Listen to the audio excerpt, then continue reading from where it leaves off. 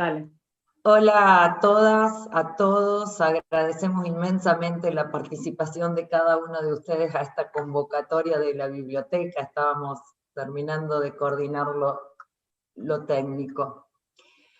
Bueno, esta actividad que nos da tanta alegría poder llevar adelante, queríamos contarles a ustedes que es una conversación que iniciamos con Beatriz Greco, que tan amablemente se sumó hace ya un tiempo.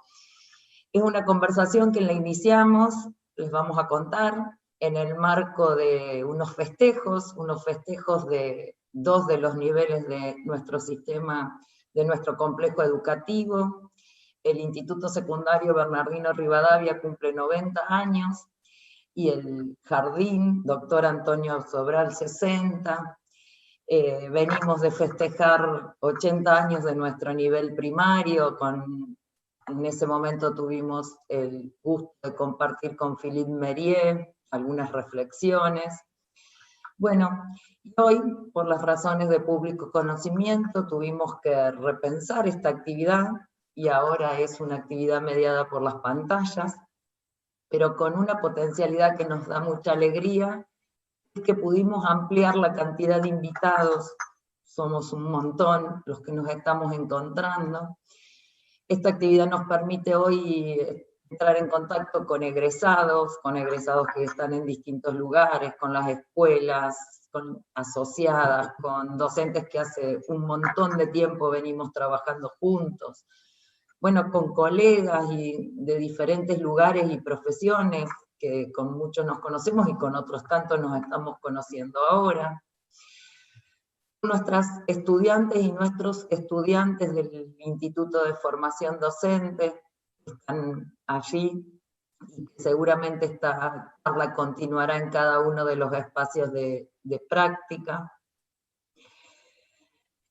El título de la charla, cuando lo pensábamos con Beatriz, fue Pensar la escuela hoy, la autoridad como práctica y la trayectoria como trama, retomando algunos desarrollos conceptuales sobre la categoría de autoridad pedagógica que Beatriz viene haciendo y que es una perspectiva que a nosotros institucionalmente nos interesa, básicamente porque es una práctica pensada como promotora de espacios y relaciones cada vez más democráticas al interior de las instituciones, pero a la vez como una práctica colectiva y ya no de rasgos individuales, y a la vez que desafía unos modos de trabajo institucional que generen cada vez mejores y más sostenidas trayectorias para todos los actores del sistema.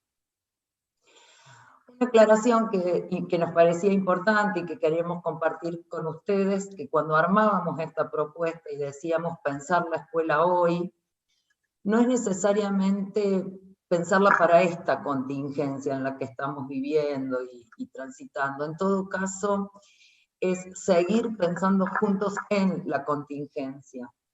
La idea a la que no queríamos renunciar de ninguna manera es a seguir pensando juntos, a mantener el encuentro, a hacer circular la palabra y fundamentalmente a seguir garantizando el derecho de la educación a niños y jóvenes, más allá de las formas, de las múltiples formas que hoy fuimos capaces de ir desplegando en estos tiempos de pandemia.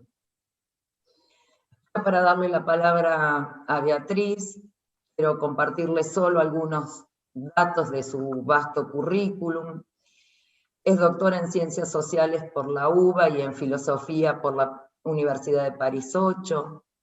Es licenciada en Psicopedagogía y en Psicología, profesora adjunta de la carrera de Ciencias de la Educación de la Facultad de Filosofía y Letras de la UBA, jefa de trabajos prácticos de la Facultad de Psicología de la misma universidad, directora del UBACIT, profesora de la Universidad Nacional de Río Negro. También se ha desempeñado como coordinadora del programa de fortalecimiento para equipos de orientación escolar de la Subsecretaría de Equidad y Calidad del Ministerio de Educación de la Nación entre 2008 y 2015. ha sido coordinadora de un ciclo que muchos de los que están recordarán, el ciclo de desarrollo profesional para directivos de institutos en el Infod. Es autora de numerosas publicaciones sobre formación docente, autoridad pedagógica y el trabajo de los equipos de orientación escolar, solo para compartir algunos de los que todas ustedes conocen. El espacio político, la autoridad pedagógica en cuestión en Homo Sapiens, emancipación, educación y autoridad, bueno, un sinnúmero de publicaciones. Les contamos que ahora le vamos a dar la palabra a Beatriz, ustedes nos van a ir siguiendo por los distintos canales y a partir de allí nos pueden ir haciendo llegar preguntas, comentarios, para que podamos ir compartiéndole a Beatriz y al final podamos abrir un intercambio y seguir manteniendo este diálogo.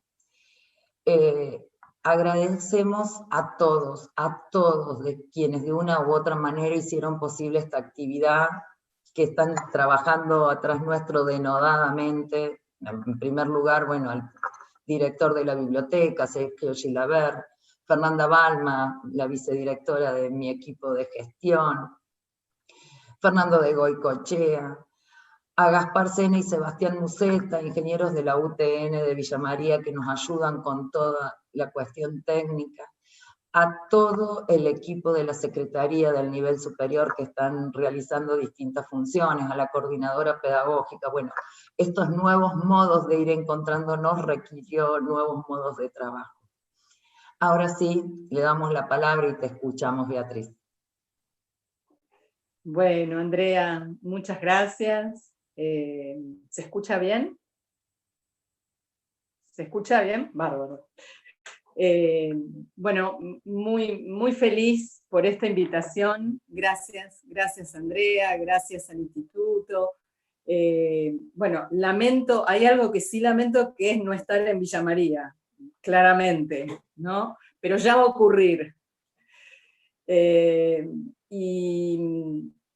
Y realmente, bueno, agradezco esta oportunidad, que es muy emocionante pensar que en estas instancias tan raras, ¿no? De tener que encontrarnos necesaria y obligadamente a través de la virtualidad, seamos tantas las que nos sumamos a seguir pensando, ¿no? Hay algo de esa necesidad de poner el pensamiento a vincular categorías que ya traíamos, ¿no? Que ya venimos pensando e investigando, pero que hoy se nos renuevan, se nos vuelven, justamente, yo no diría que no se vuelven obsoletas, sino todo lo contrario, ¿no? Se vuelven necesarias para retomar, para pensar en tiempos alterados. Claramente, vivimos un tiempo de alteración y de sentidos alterados, en todos los sentidos, ¿no? Porque cuando intentamos recuperar algo de lo que consideramos es hoy la escuela, cuando intentamos reponer aquello que nos reúne, cuando armamos una relación pedagógica y nos dirigimos a nuestros estudiantes, y les hacemos propuestas pedagógicas, enviamos una actividad, hay algo del sentido hoy del hacer escuela que se vuelve, yo les diría, central para nuestra reflexión. Y a mí me parece, en primer lugar, que está bueno situar tal vez dos posiciones que uno puede encontrar entre la comunidad docente y en el sistema educativo en general, ¿no?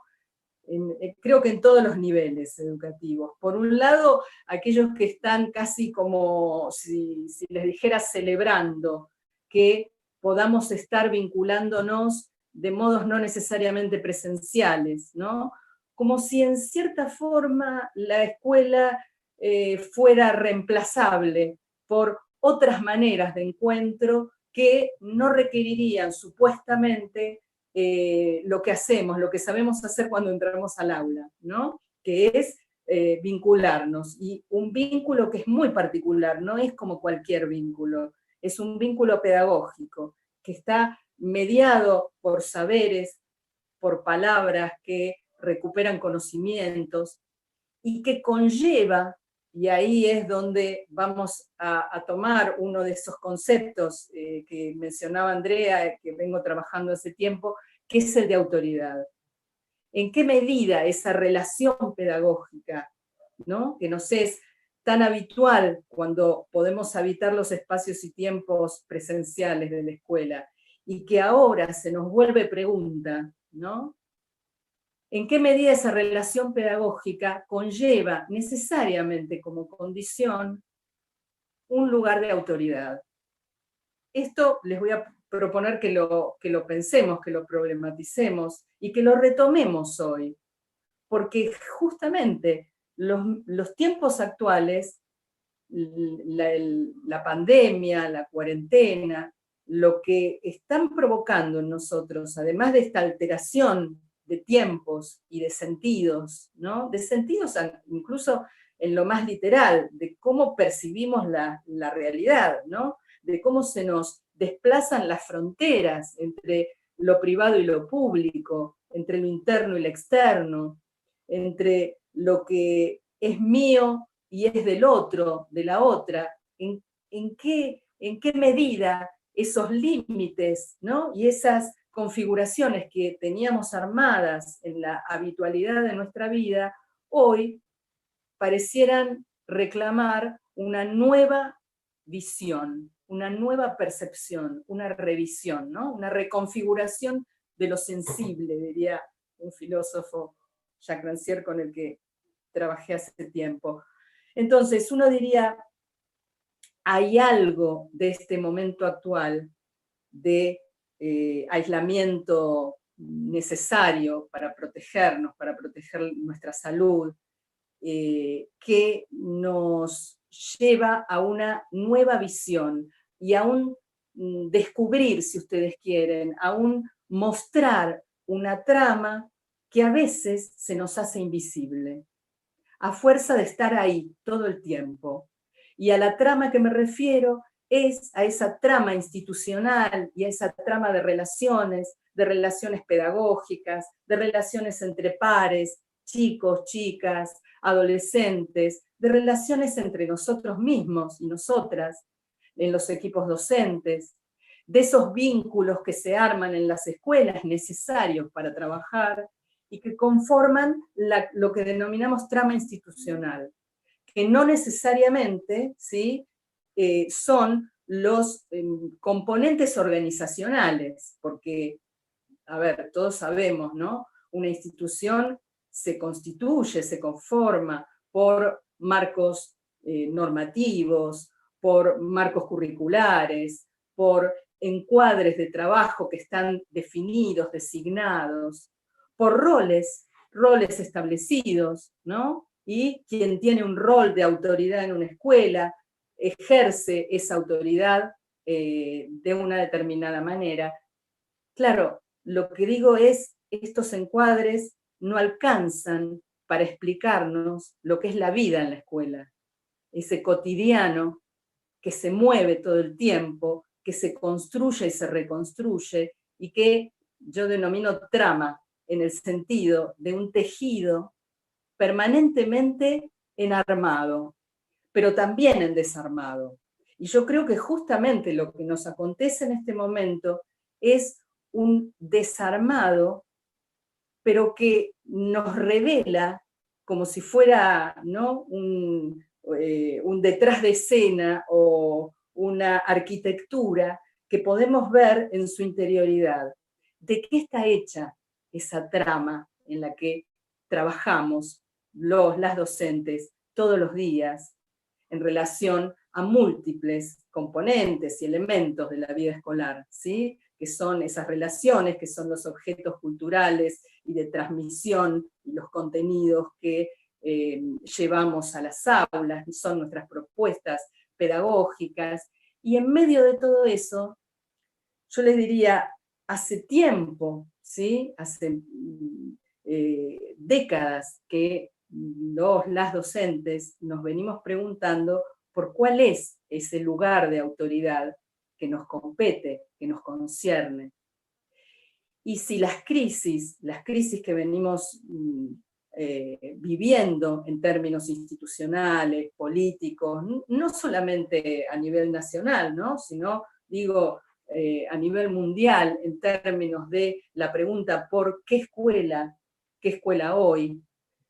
No nos llevan muchas veces a preguntarnos si es posible educar sin autoridad. Ahí es donde a mí me pareció interesante generar un proceso de investigación, ¿sí? Detenerme a pensar qué quiere decir tener autoridad, qué vínculo hay entre autoridad y educación, y cómo esa autoridad, ¿no? A medida que me fui sumergiendo en maneras distintas de los filósofos, algunos psicólogos, pedagogos, de pensar la autoridad, si esa autoridad no está justamente sostenida en una trama de la cual no podría desprenderse porque perdería justamente su carácter de autoridad.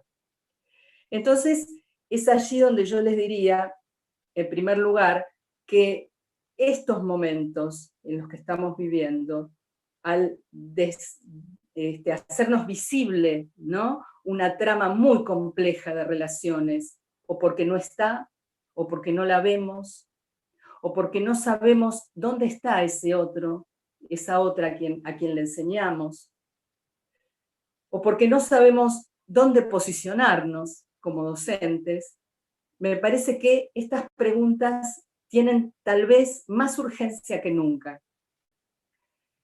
Y en primer lugar, les diría justamente, yo creo que hay algo ahí de la pregunta por el otro, por la otra, por quién es, a quién nos estamos dirigiendo cuando enviamos un mail, cuando hacemos una clase, cuando intentamos conectarnos a través de un grupo de WhatsApp. ¿Quién es ese otro? Se nos vuelve tal vez un enigma más fuerte, más acuciante, y que vuelve en todo caso como una pregunta hacia nosotros y nosotras mismas en relación a quiénes somos como docentes, quién soy. Les voy a poner un ejemplo que me pasó hace poquito en relación a un grupo de docentes a los que venía asesorando. Uno de ellos, un profesor de física, me cuenta que entre los mails que recibió de sus estudiantes de un primer año, había uno de una mamá que decía así: estimado profesor, le hago llegar el certificado de discapacidad de mi hijo y la ley de dislexia. Saludos, y firmaba. Este profesor, perplejo ante ese mail, se preguntaba, ¿qué hago? ¿Qué hago con esta manera de presentar, ¿no? a un hijo, a un joven, a un estudiante, ante quien evidentemente el pedido era que este estudiante fuera tenido en cuenta de otra manera? Lo que se abrió allí como pregunta, justamente a partir de esta situación tan específica, tan particular, ¿sí? Que no valdría la pena pensar en, bueno, ¿quién tiene la responsabilidad en todo caso de designar a este estudiante con una nomenclatura, con un diagnóstico, con un certificado de discapacidad y con una ley que establece o sustenta, ¿no?, la manera de poder pensarlo a ese estudiante en particular?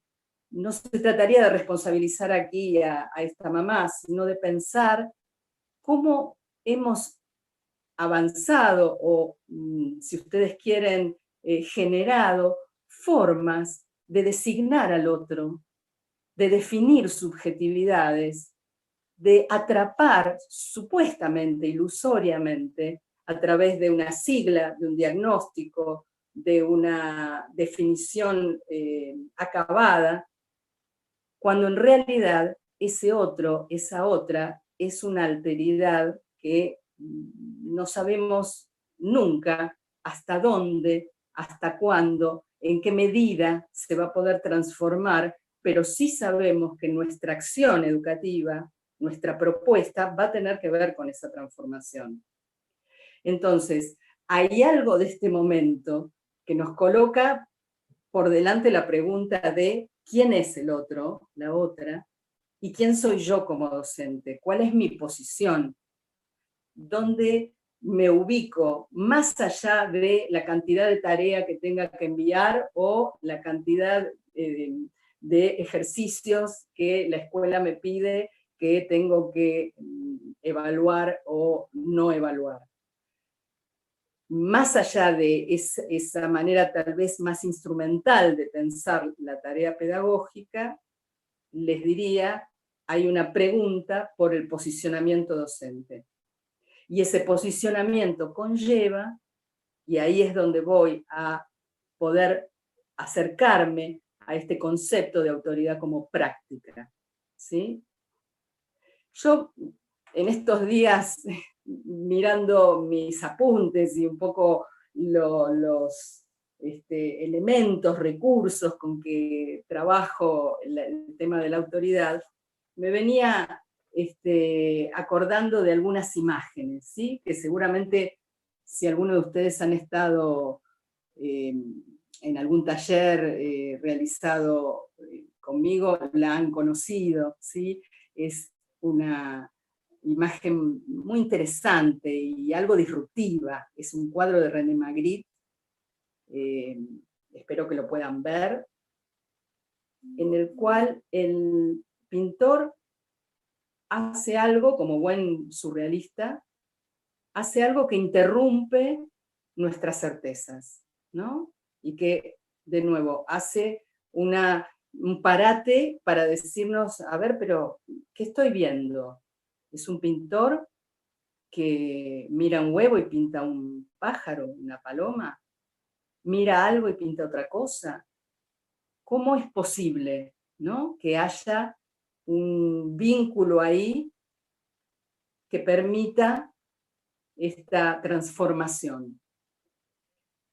Y lo que tiene de maravilloso justamente el arte es esto, ¿no? Una obra artística uno no podría encajonarla en un solo significado, no podría reducirla a una sola manera de interpretarla. Seguramente ustedes deben estar intentando por ahí, y la invitación es esta, a ponerle palabras, ¿no? a este cuadro de Magritte que se llama La clarividencia, por si lo quieren buscar en YouTube o en Google. Claro, este cuadro a mí me permite usarlo como metáfora, como una metáfora de ese vínculo, de esa relación pedagógica en la cual afirmo, considero que existe ahí una relación de autoridad y que me permite pensar que hay algo como una paradoja, hay algo paradojal en esa relación. Por un lado, ese pintor, que podría ser un maestro imaginario, mira un huevo a quien está ahí hoy, pero pinta algo, alguien que será en el futuro, que todavía no está, que probablemente devenga. Y muchas veces en los talleres que hacemos, las palabras que aparecen son libertad, futuro, promesa, transformación, potencialidad.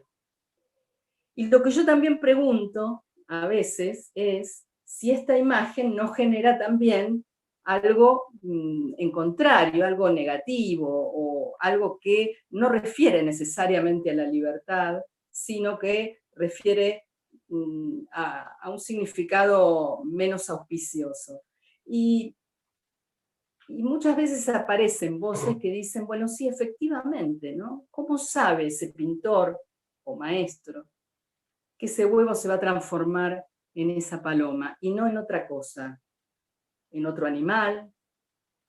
Si queremos imaginar, ¿no? En una flor, en un objeto, ¿cómo sabemos que del huevo saldrá o a lo largo de esa trayectoria de transformación devendrá ese pájaro? Eso me parece que es que lo que nos pone en evidencia es justamente lo que llamamos la paradoja de la autoridad. Hay ahí una mirada necesaria, requerida, para que ese sujeto que está en crecimiento, o que está naciendo, o que está en vías de, se constituya.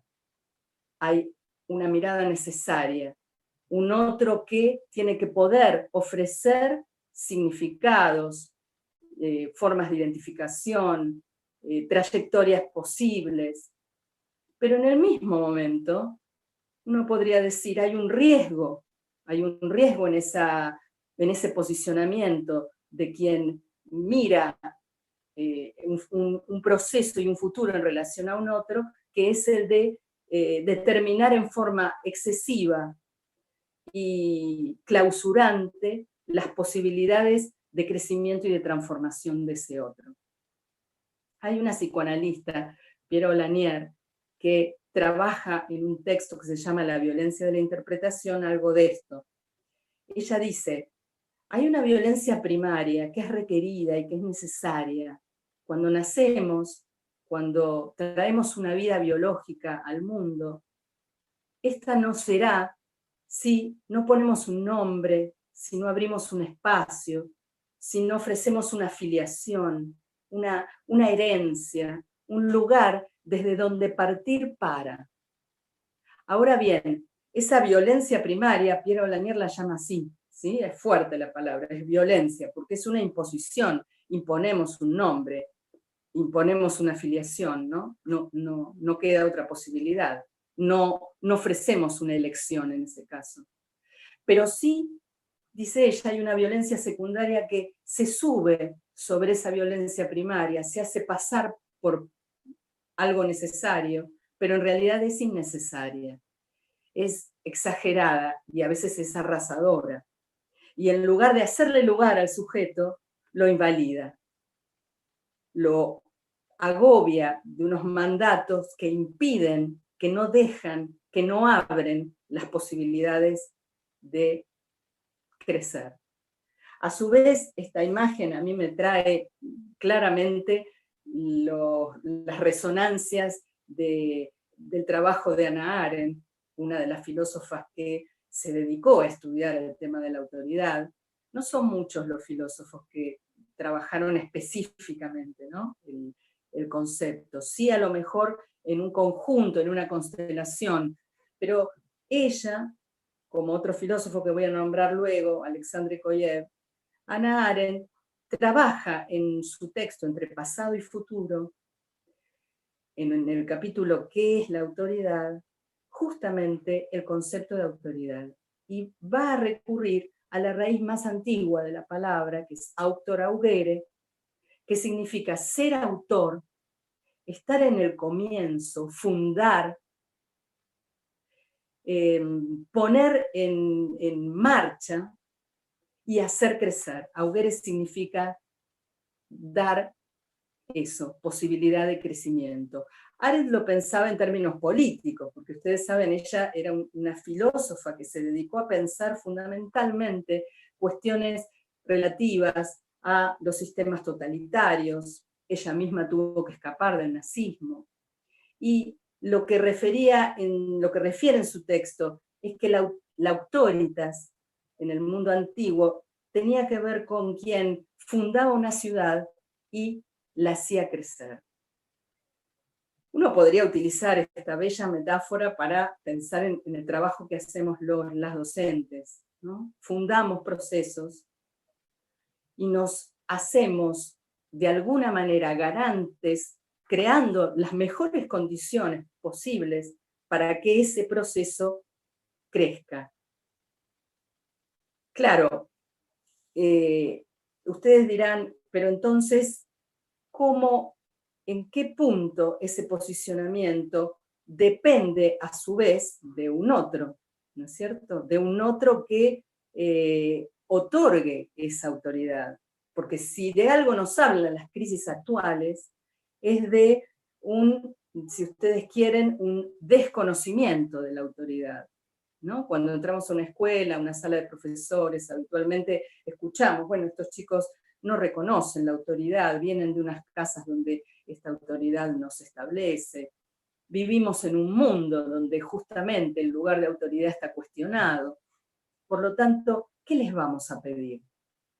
Y ahí me parece que es interesante recurrir al pensamiento de otro filósofo, Alexandre Kojev, que nos propone pensar ante todo que la autoridad es relación. No habría un uno que dice por sí solo, yo soy la autoridad. En realidad nadie es autoridad, sino que la ejercemos en nombre de, ¿sí? Porque hay una institución que nos confiere esa autoridad y porque hay un reconocimiento. Lo que va a decir Kojev, y ahí es donde esta segunda imagen a mí me sirve muchas veces para trabajar, es de qué manera hay una mutua configuración en las relaciones de autoridad. Y la autoridad no es una categoría esencial que uno lleva puesta por la vida, sino que es dada. Esa autoridad está otorgada y a la vez autoriza a un otro cuando hablamos en términos de una autoridad pedagógica. Y lo que Kojev va a decir justamente es esto: no hay autoridad sin reconocimiento. Alguien puede obligarnos por la fuerza, por una amenaza, ejercer coerción de las más diversas maneras y obtener nuestra obediencia. ¿Por qué? Porque tenemos miedo, porque nos resulta más cómodo. Pero eso, va a decir Kojev, no es autoridad. La autoridad está hecha de reconocimiento. Claro, si ustedes van a los significados más habituales, abren un diccionario o una enciclopedia y van a ver los significados más comunes de autoridad, o se lo preguntan a cualquiera a su alrededor, ¿sí? Probablemente lo que primero que aparece es que la autoridad es mando y obediencia a cambio. Es dominación, es a veces sometimiento, influencia, es poder ejercer una acción sobre la acción de otro para que haga lo que yo quiero. Pero creo que claramente estos significados de la autoridad en educación no alcanzan y que en estos tiempos, fundamentalmente, como decía recién Andrea, en tiempos en que cada vez más pensamos de qué formas democratizar nuestras instituciones, lo que tenemos que poder pensar son otras formas de ejercicio de la autoridad. Allí me parece que también hay como unas posiciones extremas, ¿no? Entre quienes dicen, para enseñar, para educar, hay que volver a la autoridad de antes, necesariamente esa autoridad es la que tenemos que recuperar, y hay quienes dicen, dejemos de hablar del tema, ya está. La autoridad ha perdido sentido en nuestro mundo contemporáneo y, por lo tanto, no vale ya la pena detenernos a pensar en ella. Sin embargo, como les decía antes, y vuelvo a la pregunta, si es posible educar sin autoridad, yo diría, hay algo que efectivamente la educación nos demanda y que es una responsabilidad, la responsabilidad por las nuevas generaciones, por inscribirlas en un mundo cultural, en un mundo de procesos, de sistemas, de maneras de mirar, de maneras de reconfigurar ese mundo, y esa responsabilidad es la que sustenta a la autoridad que estoy proponiendo que pensemos, ¿sí? Claro, venimos de, si ustedes quieren, de una manera de concebir la autoridad pedagógica que no siempre se condice con esta forma en que estoy tratando de proponer la autoridad, en un sentido democrático, ¿sí? En un sentido de habilitación, en un sentido en que mi ejercicio de autoridad tiene como propósito que otros se autoricen a sí mismos y que en todo caso mi presencia no sea necesaria en un determinado momento. Hay otra foto a mí, otra imagen, en este caso una fotografía de las primeras décadas del siglo XX. No sé si a algunos y algunas les suena, ¿no? Esta forma en que están ubicadas las chicas del Normal, son las chicas del Normal 1 aproximadamente por 1930, nos hablan claramente, ¿no? De una cierta formación docente, de una cierta manera de estar, de ser en la escuela, de una homogeneización requerida, necesaria, pensada en ese tiempo histórico, como la manera de educar, de formar, para que luego se replicara esa misma manera, ¿no? Homogeneizante, y donde las identidades no podían tener una diferenciación singular, donde las singularidades tenían que ser ubicadas en un mismo marco homogéneo. Uno podría decir en esta imagen, no podríamos tal vez criticar, ¿no?, ese momento histórico. Me viene a la cabeza ese relato tan interesante que muchos deben conocer, seguramente, que es el de Rosa del Río, un relato que toma Beatriz Sarlo en un libro, La máquina cultural. El primer capítulo de ese libro se llama De cabezas rapadas y cintas argentinas.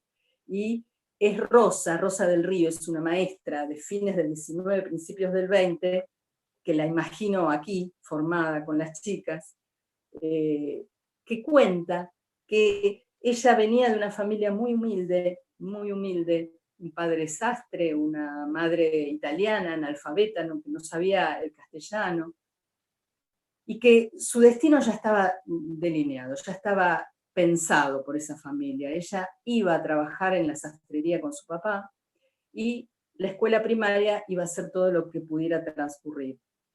Toda su trayectoria iba a concluir ahí. Sin embargo, Rosa es muy buena alumna, se niega a dejar la escuela al terminar la primaria, y lo que hace es conseguir que le den una beca para ir a la escuela normal, porque ella dice quería ser maestra.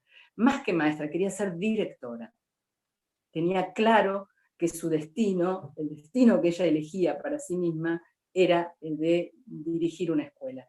Lo logra, Rosa lo logra, y cuando llega su primer día como directora de la escuela, forma a todos sus alumnos en el patio, busca al peluquero del barrio y hace que le corte el pelo a todos al ras.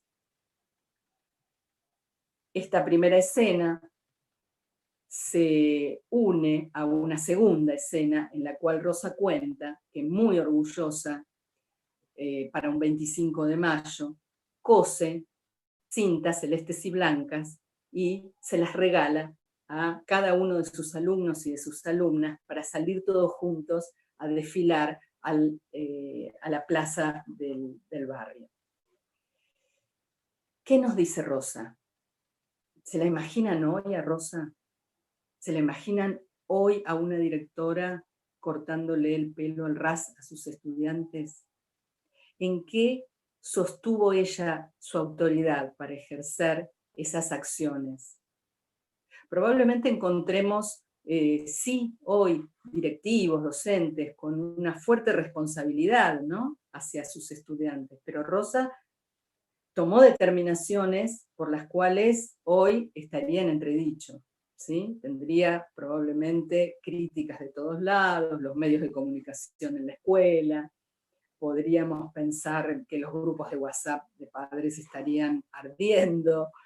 Podríamos imaginar incluso, ¿no?, acciones legales en contra de ese ejercicio de autoridad.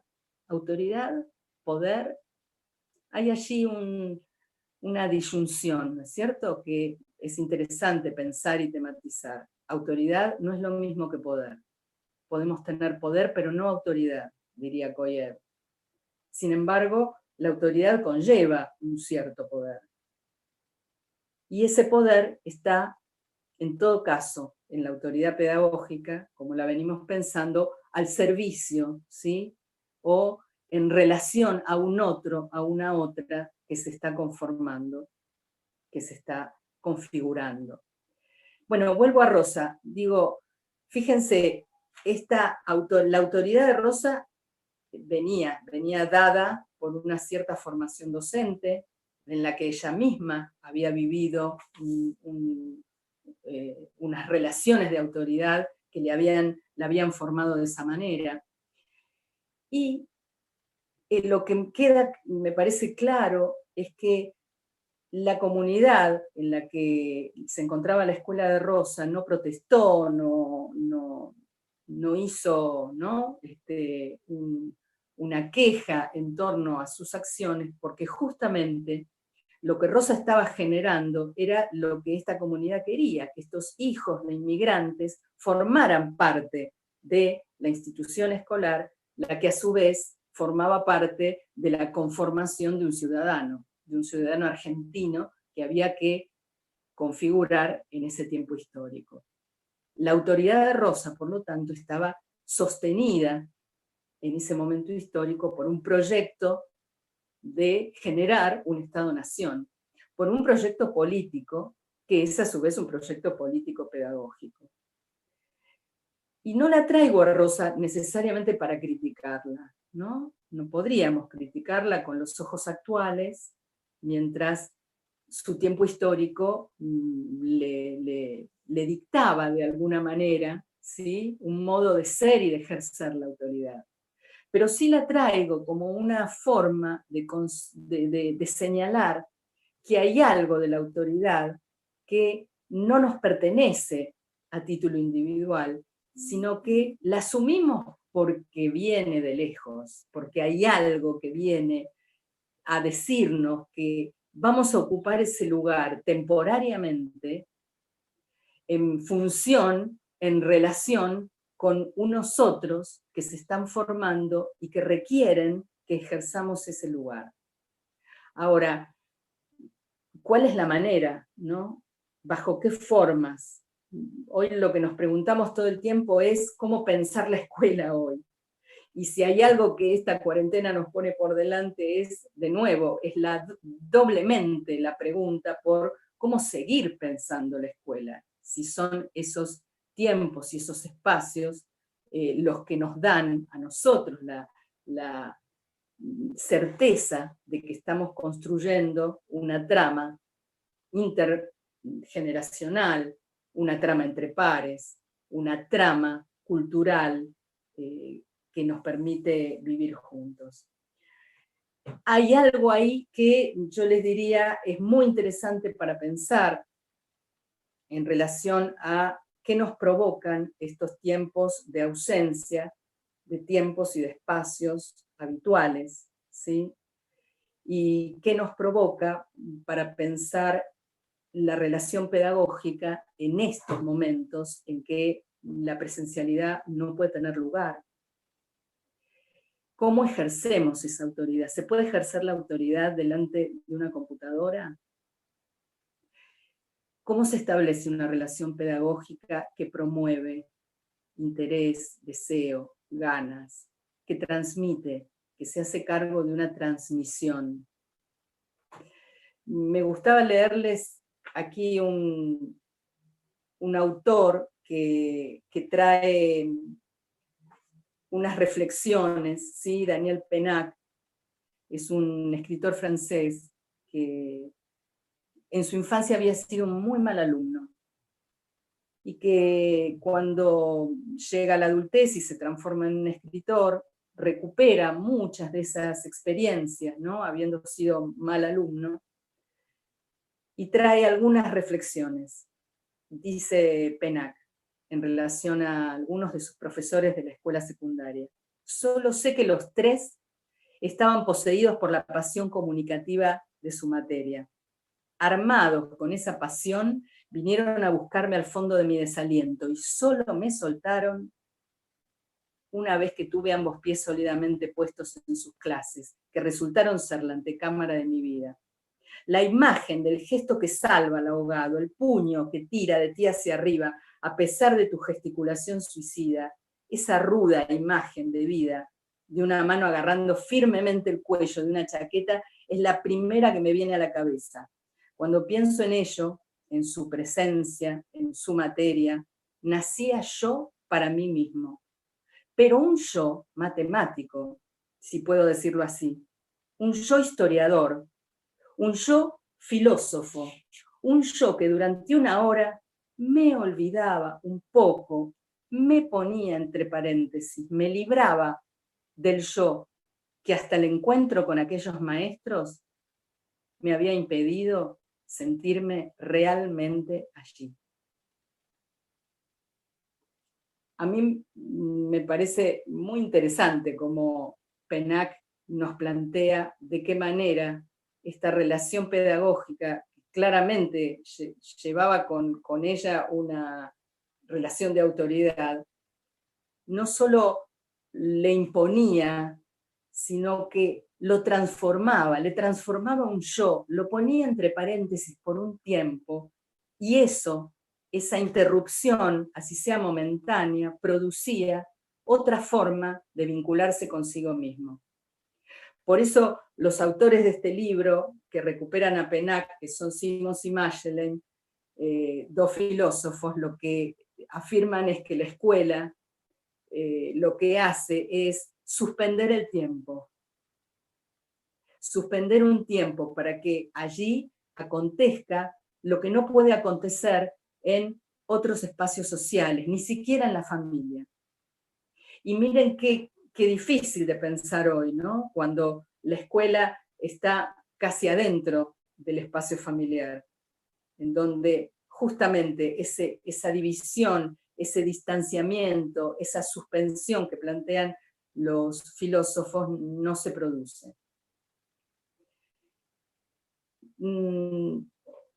Quisiera tal vez, bueno, ir cerrando también con las palabras de una filósofa que nos habla de la autoridad, pero nos habla de las instituciones. También de alguna manera nos habla de las trayectorias, ¿no? De esas trayectorias que no son biografías individuales. Las trayectorias educativas son las que nos hacen las instituciones. Las instituciones nos provocan, nos transforman, a veces nos agobian, a veces no nos dejan ser, pero no olvidemos que cuando hablamos de trayectoria, estamos hablando mucho más que de la vida de un estudiante o de una estudiante. Hablamos de un entramado también, de las propias trayectorias. Y si les parece, voy a cerrar acá con una frase, un párrafo de esta filósofa y luego retomamos con algunas de las reflexiones o de las preguntas que quieran hacer. Miriam Reboda Liones es una filósofa que escribió este libro, El poder de los comienzos, ensayos sobre la autoridad. Y dice así: nacemos en un mundo más viejo que nosotros, y este mundo nos sobrevivirá. Lejos de que debamos conservarlo tal cual es, nuestra tarea es renovarlo para preservarlo del desgaste y asegurar su permanencia. La duración pública no es una continuidad sustancial. Tiene rupturas, disimetrías. La misma huella que inscribe lo inmemorial en el presente es la promesa de una experiencia a inventar. Somos a la vez e indisolublemente recién llegados y últimos en llegar. ¿Qué es la autoridad? Sino el poder de los comienzos. El poder de dar a los que vendrán después de nosotros la capacidad de comenzar a su vez. Bueno, con estas palabras me pregunto qué capacidad tenemos hoy a través de la computadora, a través de estos medios tecnológicos que nos abruman hoy a los docentes, de comenzar, de hacer que esos otros que vienen después de nosotros renueven, recomiencen, reinventen el mundo. Bueno, ahí. Uy, gracias Beatriz, gracias por tanta generosidad y tanto ofrecimiento, ¿no? En esta idea de ofrecer. Bueno, fíjate que te va a ir llegando a través del chat algunas preguntas, los chicos nos irán contando quiénes Dale. están del otro lado. Dale, esperamos entonces algunas de esas preguntas.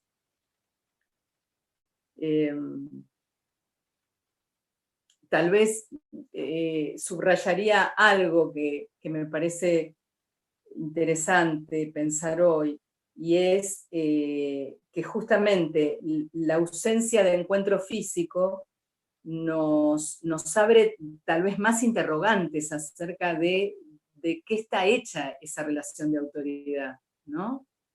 De qué materialidad está hecha, porque, bueno, a veces damos por hecho, ¿no? Lo que es la autoridad en la escuela, lo que es entrar al aula y esperar determinadas conductas, comportamientos, pero hoy no tenemos esa presencialidad, ¿no?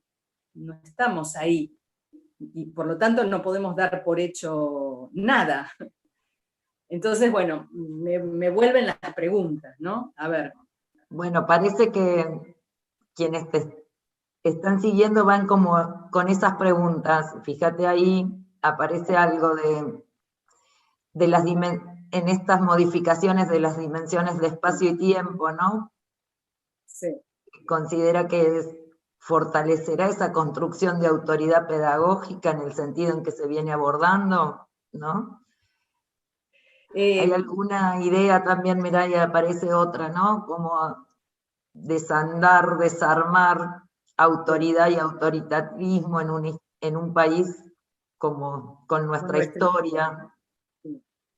Las resonancias en términos de lo que el concepto de autoridad provoca son increíbles. O sea, a mí me ha pasado en determinados lugares, talleres con docentes que me dicen, no, por favor, autoridad no, ¿no? Como hasta si fuera una mala palabra, porque efectivamente nuestra historia iguala, pone casi, ¿no?, en sintonía autoridad con autoritarismo, cuando yo les diría que es lo opuesto, desde la concepción que venimos sosteniendo.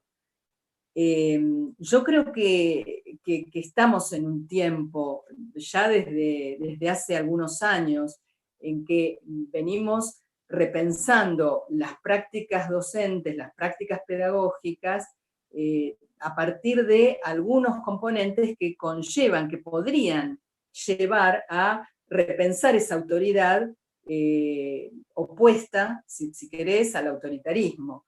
Y estoy pensando que hay dispositivos, tenemos formas en que la escuela contemporánea fue avanzando en términos, por ejemplo, de propuestas de enseñanza, ¿sí?, o de propuestas de convivencia institucional, en donde si nuestros chicos, chicas, adolescentes son sujetos de derecho, no podrían no pensarse como participantes de esa construcción de convivencia. No podríamos ya hoy pensar una escuela en donde los chicos y las chicas, no importa la edad que tengan, no participen de alguna manera en definir la experiencia escolar, ¿no? Y no lo digo solamente porque la autoridad tenga que intervenir ante un problema de convivencia, sino para pensar cómo convivimos en la escuela. Yo no digo que todas las decisiones en la escuela, en las instituciones, deban ser abiertas a una especie de asamblea permanente. Claro que no, ¿no? Porque ahí está nuestra responsabilidad. Pero sí que la democratización de los vínculos requiere de asambleas de grado, de consejos de convivencia en escuela secundaria, de asambleas también en el nivel inicial, requiere de toma de decisiones y elecciones, ¿no? En términos de aprendizajes que se pueden diversificar a través de propuestas pedagógicas, diferentes, alternativas, a través de proyectos. No me voy a meter en el ámbito de la didáctica porque no es mi terreno, pero claramente creo que el ejercicio de autoridad, lejos de estar vinculado solo a las problemáticas de la violencia, está en el corazón de la escuela, en el cómo enseñamos. Y los que son del ámbito de la didáctica podrán decir justamente que hay enfoques didácticos que habilitan participación, que habilitan la palabra, la pregunta, y hay enfoques didácticos que no lo hacen. Y eso también hace a la democratización de las instituciones. ¿Cómo cree que serán las relaciones entre escuela, padres y estudiantes en este pacto educativo de validación tan necesario para el concepto de autoridad a partir de estos nuevos vínculos virtuales?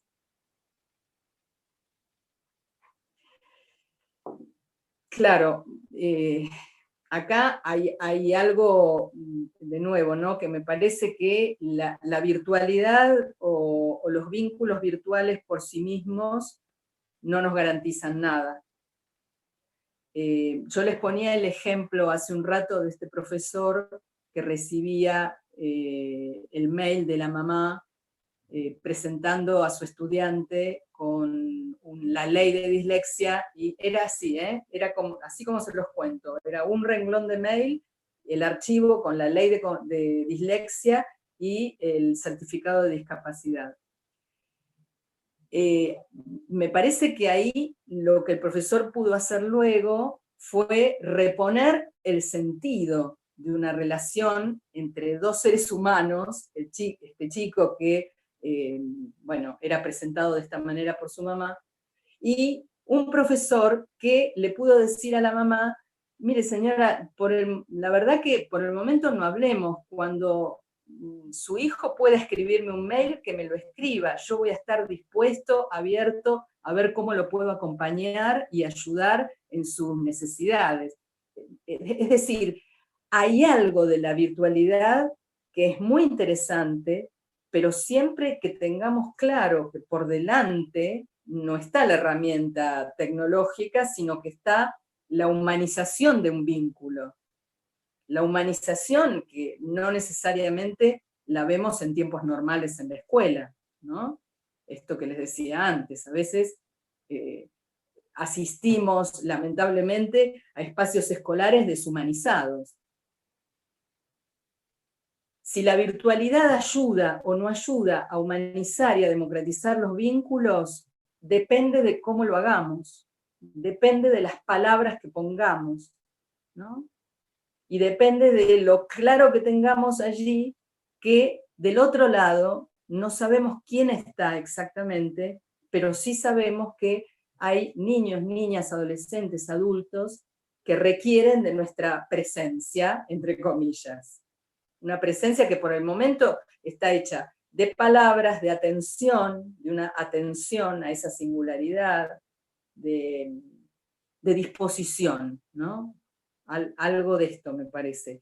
Pero no, yo no les podría decir, bueno, de esta cuarentena vamos a salir mejor que antes, o de esta cuarentena vamos a salir peor que antes. No puedo, no me animaría a decir ni una cosa ni otra.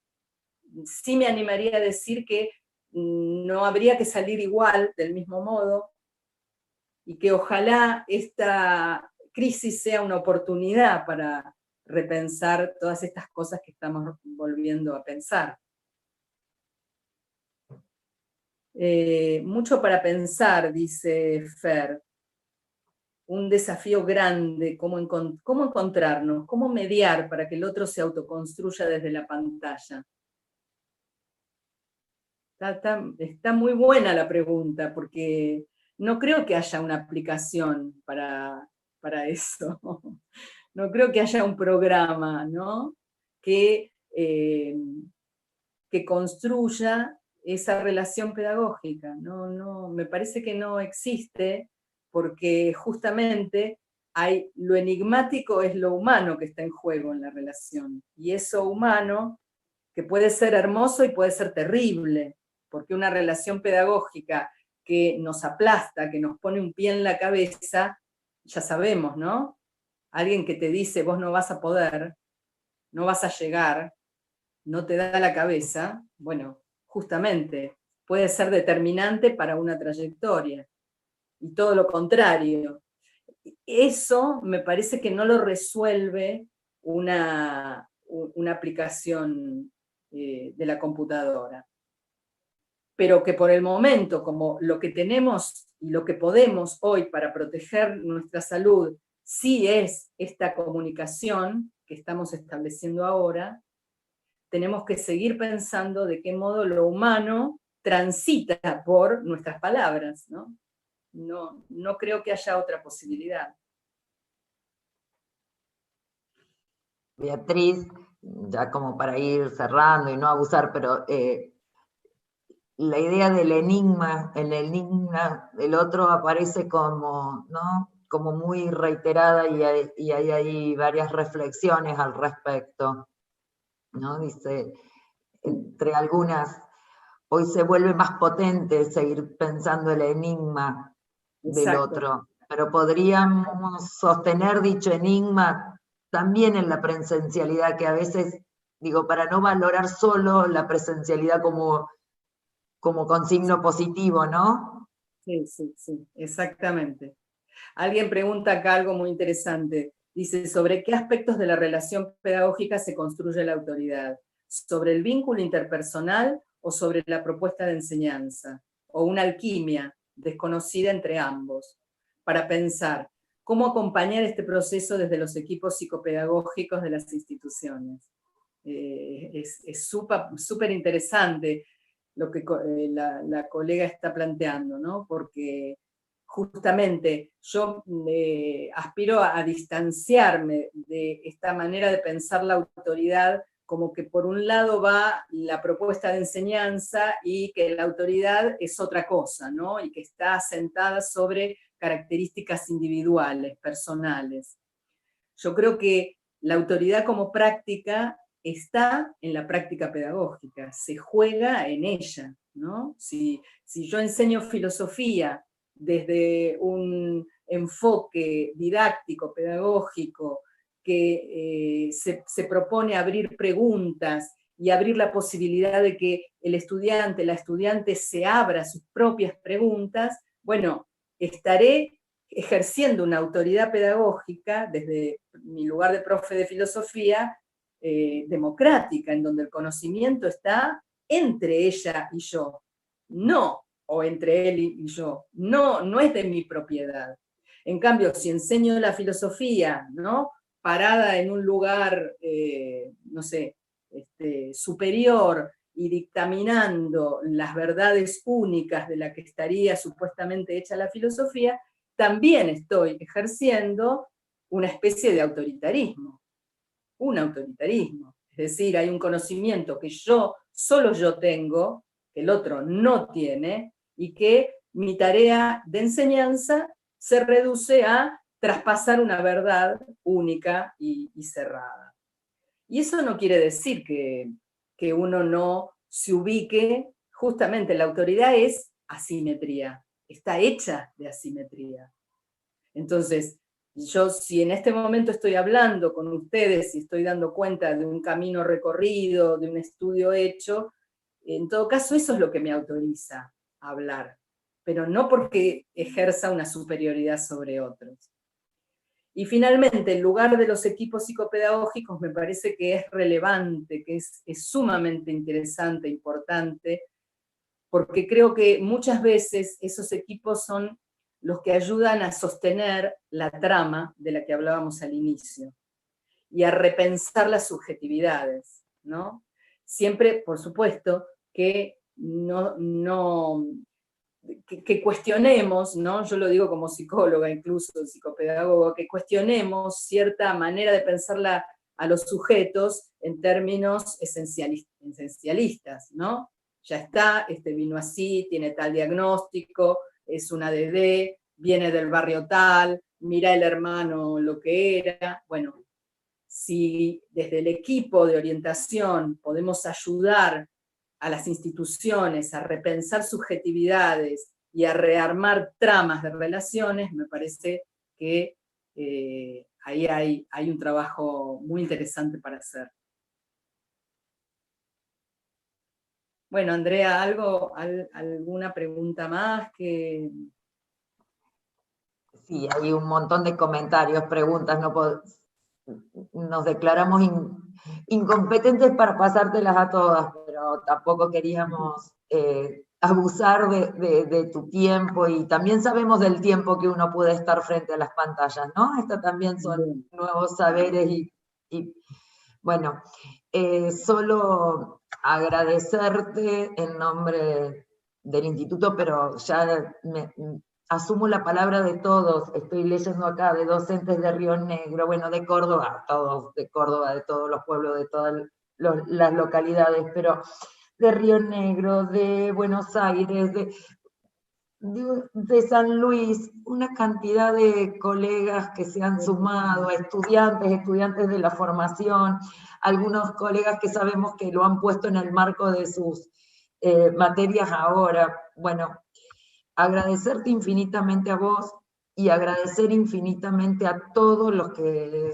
se conectaron, y de verdad que nos quedamos con esta idea, ¿no? De seguir ofreciendo y estar juntos, porque está claro que aún en este contexto tan complejo hay una cantidad de docentes y estudiantes que siguen preocupados, seguimos preocupados, ocupados, interesados en discutir estos temas que también tendrán un correlato con lo técnico, qué plataforma, cómo llega la copia, todo eso, pero también darnos este ratito, esta interrupción para pensar en estos temas que nos trajiste.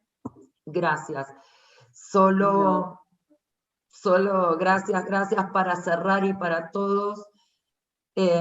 Sigámonos cuidando, cuidémonos entre todos. Y mañana es el Día del Trabajador. Buen día para todos, y esperemos que para que todos en este país podamos seguir teniendo trabajo, y quienes no puedan acceder a uno. Es un día que mañana también toma connotaciones particulares en este contexto. Te abrazamos, Beatriz, desde acá, desde Villa María, y a todos quienes se han sumado. Gracias, Andrea. Me emociona muchísimo el haber podido compartir este tiempo. Me emociona porque sé todo lo que estamos trabajando las docentes a lo largo del país, y porque también estamos advirtiendo con extrema crudeza las desigualdades que atraviesan esa trama de la que hablamos. Si sabíamos, ya estábamos anoticiados de esas desigualdades, esta situación las muestra con una crudeza tremenda. Entonces, bueno, nada, pensemos cómo seguir trabajando para que esto no ocurra, para que se mitigue. Un abrazo muy fuerte. Chao. Nos vemos. Muchas gracias a todos. Chao.